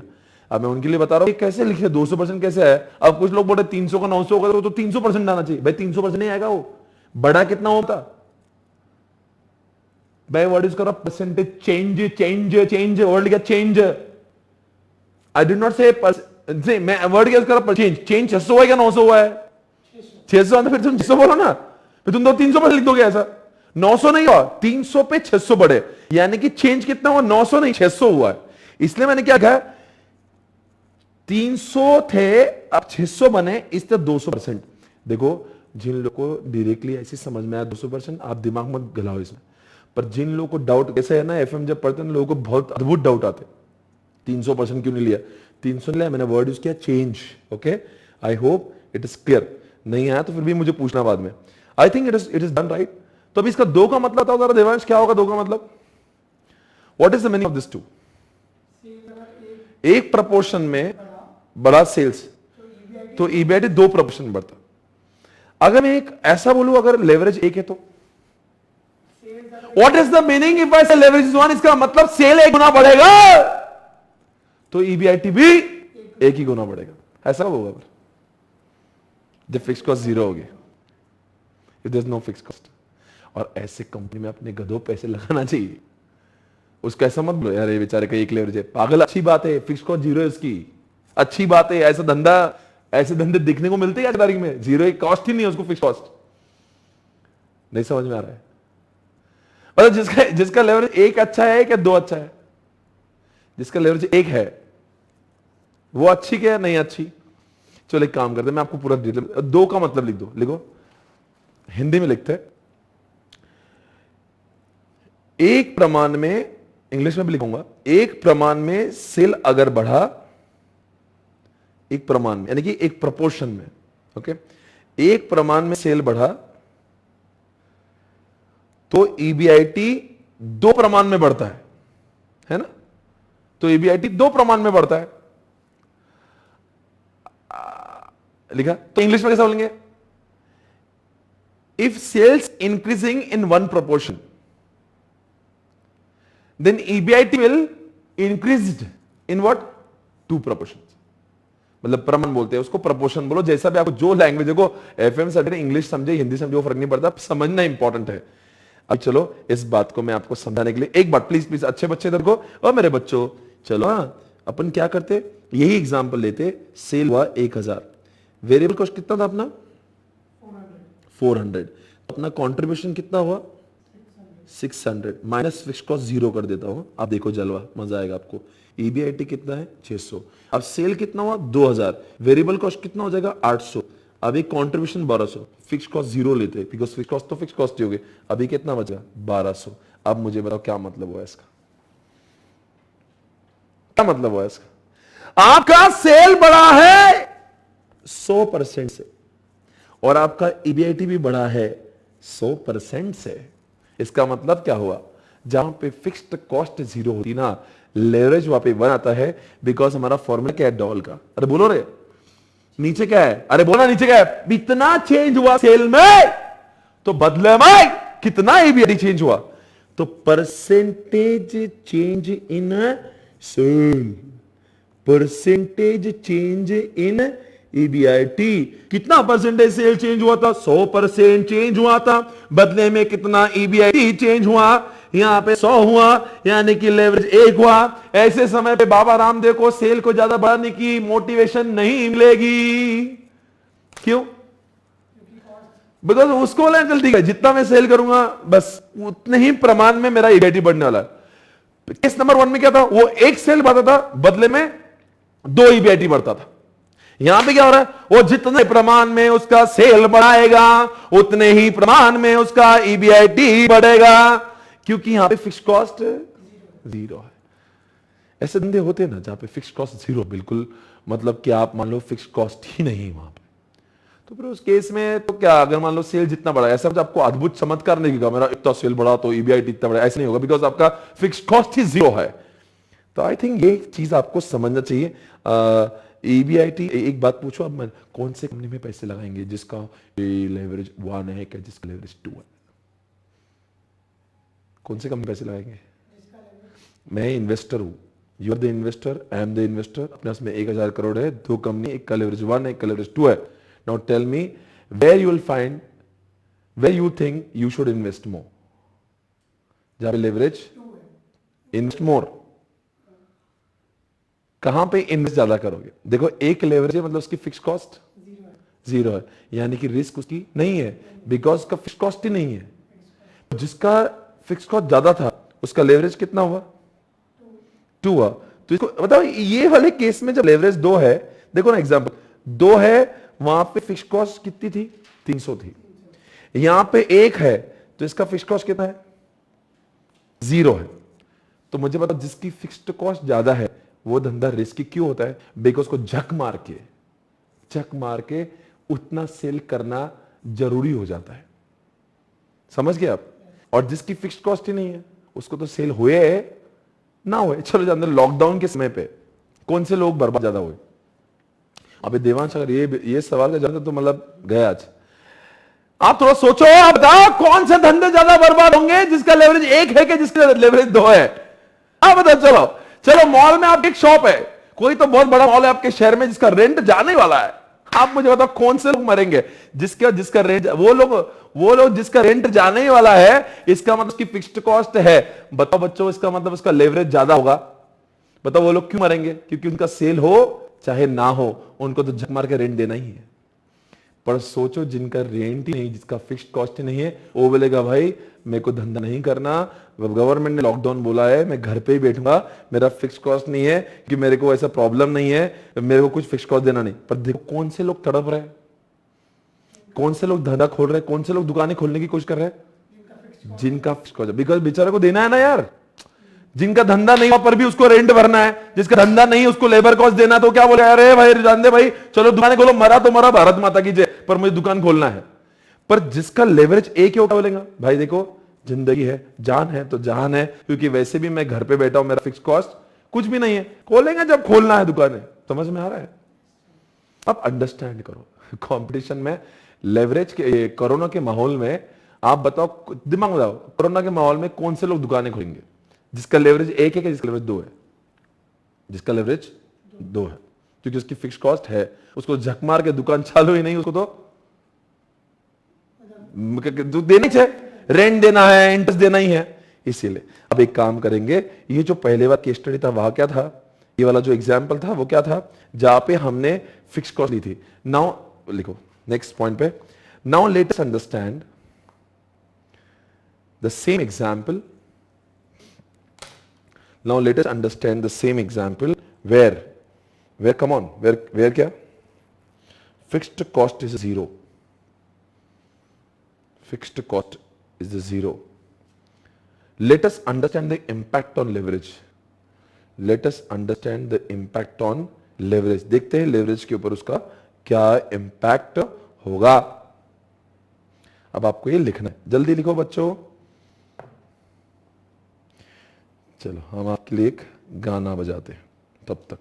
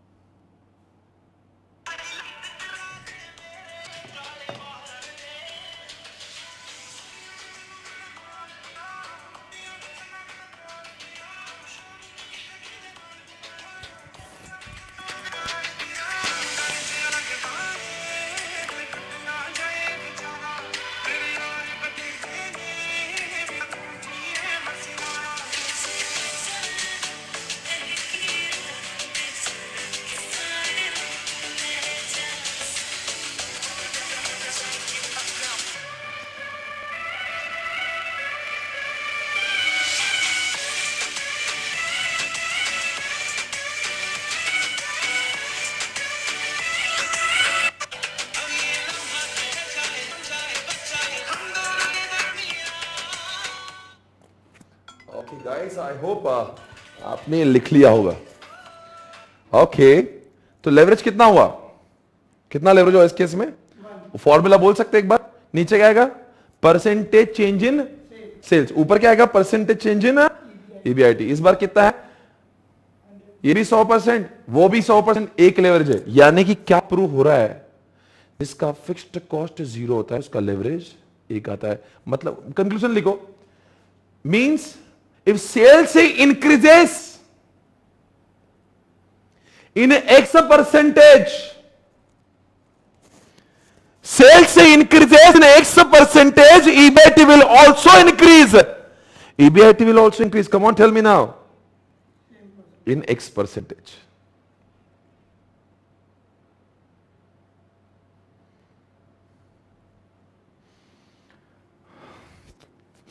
लिखो अब नेक्स्ट उसके आगे, if I am the investor, अगर मैं इन्वेस्टर हूं, मुझे पैसे लगाना है, if I am the investor and I want to invest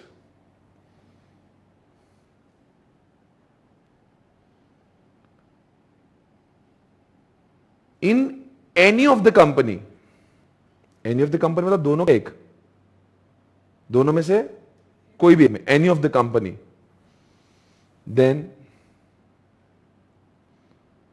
on the parameter of leverage,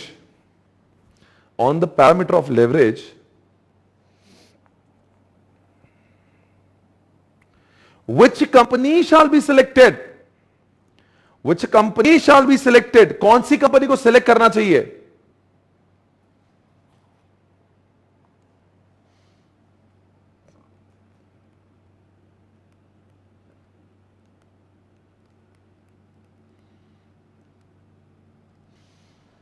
चलो अब आपके पास में है हाई फिक्स कॉस्ट के लिए लेवरेज कितना दिया हमने, कितना है 2, और जीरो फिक्स कॉस्ट के लिए कितना है 1। तो इसका मतलब कहां पे रिस्क ज्यादा हुआ, जिसका लेवरेज 1 है कि जिसका लेवरेज 2 है? 2 है। क्या मैं लिख सकता हूं यहां पे हाई, यहां पे लो, किसकी रिस्क ज्यादा है? 2। क्यों? फिक्स कॉस्ट है। तो उसका रिस्क कैसे होती है वहां पे? फिक्स कॉस्ट है, मतलब उसका धंधा चले ना चले, लॉकडाउन भी हो, बेचारे को घर से बेचारे को फिक्स कॉस्ट भरना जरूरी है। इसलिए तो लोग कह रहे थे मरे तो चलेंगे, इकोनॉमी भाड़ में जा रही, क्योंकि प्रॉब्लम क्या था इस लॉकडाउन में, कोरोना होने के बावजूद भी आप देख रहे हो कई लोग, आपको लग रहा होगा यार कहीं इन लोगों को अपनी जान की परवाह नहीं है, अरे उनके अंदर जाके देख लियो उनको कितनी आग लगी है, बेचारों का इंटरेस्ट जा रहा है, इधर धंधे बंद है, उनका रेंट जा रहा है, इंटरेस्ट जा रहा है, फिक्स कॉस्ट उनके माथे बैठ रही है, और आप बोलते लॉकडाउन में घर में बैठे, वो बोलेंगे भाई कोरोना से तो बाद में मरूंगा, फिक्स कॉस्ट से मर जाऊंगा। समझे आप? हो गया? ओके ओके, समझ आते हैं फिर से एक बार आपको जो ये आज I am telling you one more time, ये थोड़ा सा नेट का प्रॉब्लम है इसलिए चल रहा है। प्लीज जरूर ये लिख दीजिए जो जहां पे इन्वेस्टमेंट करना है नहीं करना है, काइंडली प्लीज राइट दैट।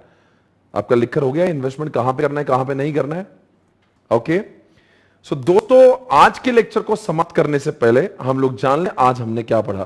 तो बताएंगे दोस्तों, इस पूरे आज के इस चैप्टर में आपको क्या समझा कि एफएम सब्जेक्ट जो है वो कितने मार्क्स के लिए? 60 मार्क्स के लिए। इसको कितने पार्ट में डिवाइड करते हैं? 2 पार्ट में। एक कौन सा होगा? प्रोक्योरमेंट, और एक कौन सा होगा? इन्वेस्टमेंट। 4 चैप्टर इधर से और 4 चैप्टर उधर से, ये आप सभी ने देखा।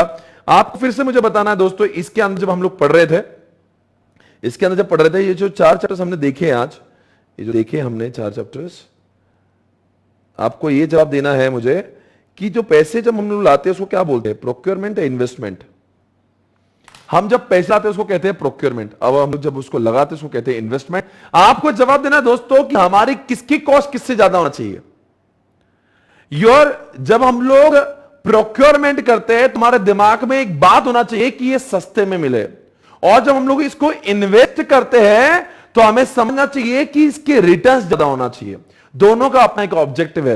बताओ क्या होगा तो ही धंधा करना चाहिए। अगर हम लोग जिस जगह पे इन्वेस्टमेंट करते हैं उसका रिटर्न अगर ज्यादा होगा इससे प्रोक्योरमेंट की कॉस्ट से, तो ही धंधा करना चाहिए।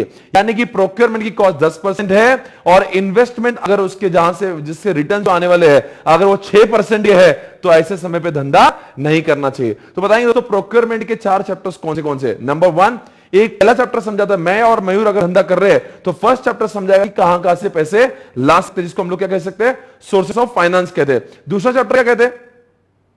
कि जब भी आप पैसे लाओ तो आप उसकी कॉस्ट जरूर टेक करना, जिसको हम लोग कॉस्ट ऑफ कैपिटल कहते हैं। बताएंगे देवांश, आप बताओ कि सबसे पहले क्या सोचना चाहिए जब भी हम लोग कौन सा सोर्स ऑफ फाइनेंस से पैसे लाना चाहिए? कौन सी जगह से पैसे लाए जिसकी कॉस्ट कम है कि ज्यादा है? कम है। और तीसरी बात बताओ, तीसरी बात बताओ, तीसरे का नाम है कैपिटल स्ट्रक्चर। इसके लिए मैंने आपको रिलायंस की बैलेंस शीट बताई थी। आपको लगता नहीं कि there should be proper combination of debt and equity? अगर ज्यादा डेट लेंगे तो आपकी रिस्क बढ़ जाएगी, बिकॉज उसके ऊपर तो आपको देना ही है इंटरेस्ट, क्योंकि आप कमाओ ना कमाओ आपको देना ही है। ज्यादा अगर इक्विटी करोगे तो आपका जो ओनरशिप है वो डाइल्यूट हो जाएगा। इसलिए there should be optimum combination of debt and equity, वो समझाने के लिए आता है चैप्टर नंबर 3। और चैप्टर नंबर 3 को समझाते समय मैंने रिलायंस की बैलेंस शीट से आपको समझाया था। देखो यहां पे इन्होंने लोन भी लिया है, देखो इन्होंने शेयर कैपिटल भी किया है, देखो इनका रिजर्व भी है। वो चैप्टर नंबर 3 समझाएगा दैट इज कैपिटल स्ट्रक्चर की हमने कैसा कॉम्बिनेशन रखना चाहिए। और चौथा चैप्टर आपके सामने आ रहा है जिसका नाम है लेवरेज, जिसको हमने अभी डिटेल में देखा। आप थोड़ा सा इसको विस्तार में बताना, लेवरेज का मतलब क्या है? बताओ लेवरेज शब्द कब निर्माण होता है? एक से ज्यादा लेवरेज कब बढ़ता है? जब फिक्स्ड कॉस्ट होती है। बताओ जिस कंपनी की फिक्स्ड कॉस्ट 0 होंगी उसमें क्या होगा? लेवरेज 1 होगा।